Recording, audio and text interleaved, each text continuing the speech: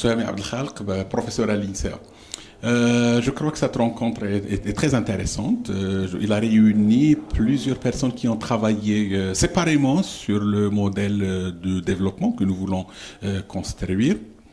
Il ressort que nous avons toujours des divergences, mais aussi des points de rencontre, des divergences sur comment on conçoit ce modèle de développement. À mon avis, ce qui ressort, c'est que les fondamentaux sont toujours là, c'est-à-dire qu'on n'a pas besoin de repartir à zéro. On peut dire qu'on a quelque chose, si on considère qu'on a 5 piliers, on en a 4 qui sont déjà là. Un pilier qu'on devons revoir, c'est celui d'éducation, il me semble. Pour les autres piliers sont là. Le problème qu'il y a, c'est comment on va voir la déclinaison entre la conception du pilier et puis sa réalisation réelle, sa conduite réelle. Deuxième grosse question qui est ressortie, c'est toujours la question, on va dire, éternelle entre le rôle de l'État et le rôle du privé.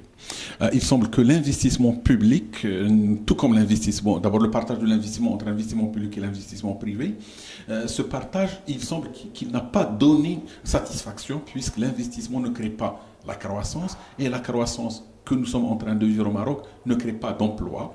Et puis il y a de ceux qui sont restés à part, les jeunes NEET qui sont là, les transformations sociales qui s'opèrent aujourd'hui. Et donc une des questions qui reste posée, c'est comment l'investissement doit être revu dans notre pays pour qu'il devienne efficace.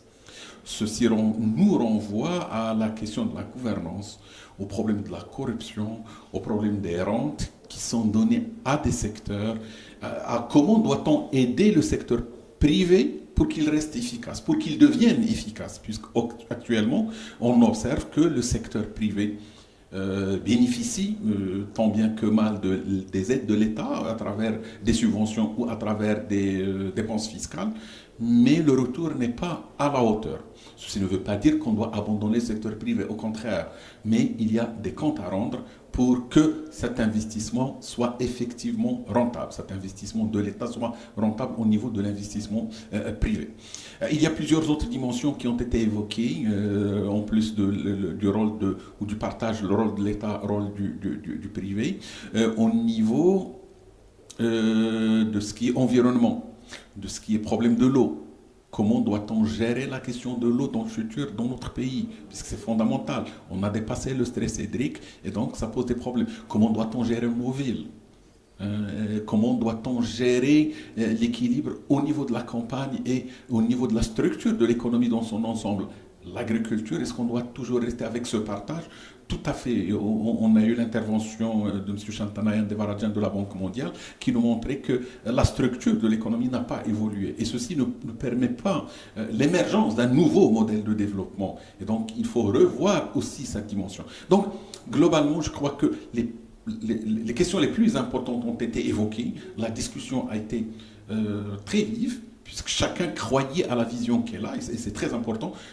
On n'était pas là pour dire qu'on était d'accord avec tout ce qui a été dit, mais chacun a eu la possibilité de mettre le doigt sur ce que lui semble être la bonne question ou le bon angle pour attaquer cette question très importante de quel est le modèle de développement de notre pays. Je crois que c'est beaucoup plus un début de débat qu'une conclusion.